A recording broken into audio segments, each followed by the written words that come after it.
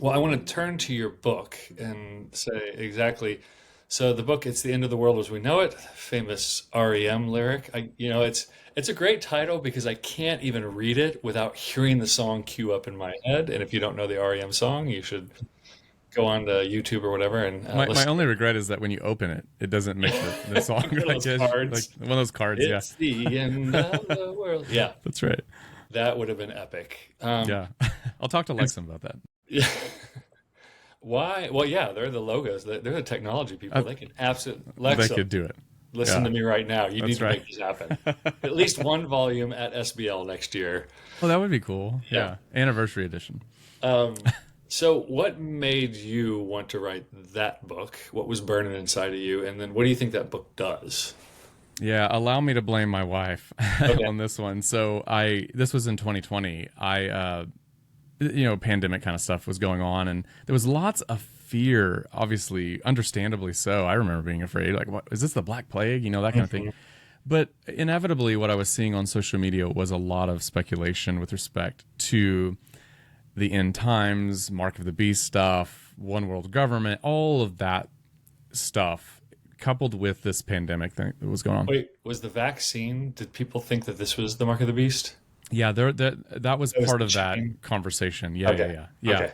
And so I would read this stuff, and I would complain to my wife, and she's like, "Well, write something on it. You should." I don't want to So just write. sit there, do something about it. That's right. That's right. I didn't want to, and I told her that. And so finally, our wives are always right. So I succumbed to her wisdom, and so what I did is I literally grabbed my iPhone and I don't know, I just opened the notes tab, just wrote something up, posted it on Facebook, and it was shared widely, very widely.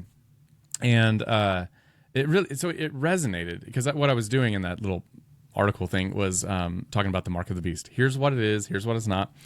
And I think it helped people. And so a buddy of mine who was working at Logos at the time, in Faith Life, Tavis Bollinger, he Yeah. was an editor, yeah, Tavis, and he messaged me. He's like, "Hey, can we put that on the Logos academic blog?" I was like, "Yeah, sure. Let me tweak it for that audience." And so we did, and so he posted it, and at the time it was the most read article in the history of their website. I don't know if that's still the case or not, but it really resonated, and so it got quite a bit of readers, and then the questions came, lots of questions. I think at one point a commentator called me an agent of Satan because I don't know. I'm on Bill Gates's payroll. I don't know, Oh, which would yeah. be nice actually, but I'm Yeah, not. yeah, I would be in for that.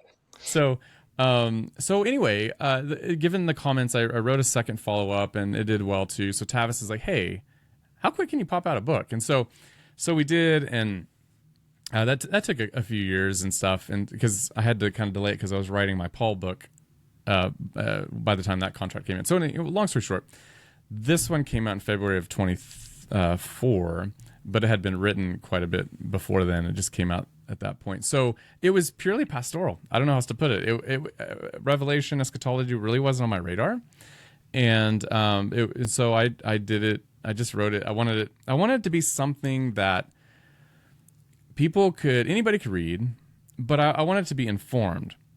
Because one of the things that frustrates me the most when I go to my local bookstore is they have a prophecy section. It's huge, huge prophecy section, and my book is never on that shelf. So maybe I'm just speaking out of a little animosity or whatever.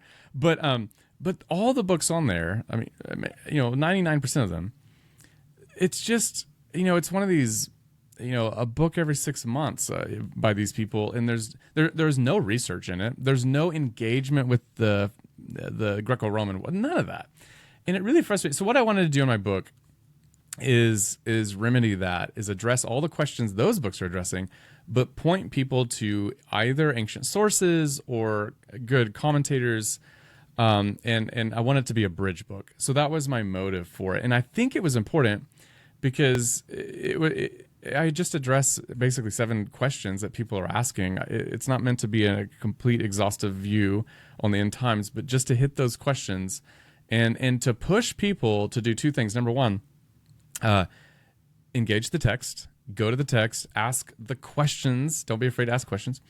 And then secondly, be willing to to set your assumptions aside for a moment.